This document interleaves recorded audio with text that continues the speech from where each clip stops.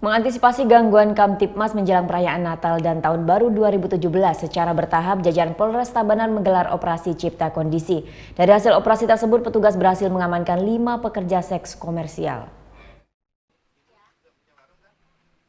Operasi Cipta Kondisi yang berlangsung Senin siang kemarin, petugas dari unit Sabara Polres Tabanan menyasar sejumlah warung yang ada di Terminal Persiapan. Dari info yang didapat petugas, sejumlah warung tersebut masih menyediakan layanan pekerja seks komersial meskipun sudah kerap kali ditertibkan petugas. Dari hasil operasi tersebut, petugas berhasil mengamankan 5 orang perempuan yang diduga PSK. Kelima perempuan tersebut akhirnya digelandang ke Polres Tabanan untuk proses penyidikan. Dari PSK itu juga terkait dengan potensi bahaya penyakit HIV yang informasinya sudah sangat banyak beredar di Bali, khususnya di Tabanan, sehingga kami menganggap penting dan perintah dari pimpinan kami harus melakukan operasi. Dan operasi ini dilaksanakan terus-menerus.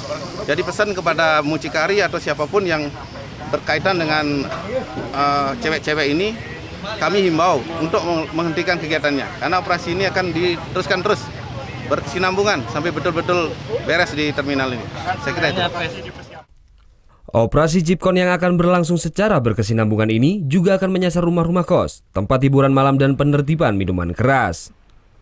Diharapkan dengan operasi Cipta Kondisi ini dapat memberikan rasa aman dan nyaman kepada warga masyarakat, serta dapat menekan angka kriminalitas khususnya di wilayah Tabanan. Surya Sanjaya melaporkan untuk NET.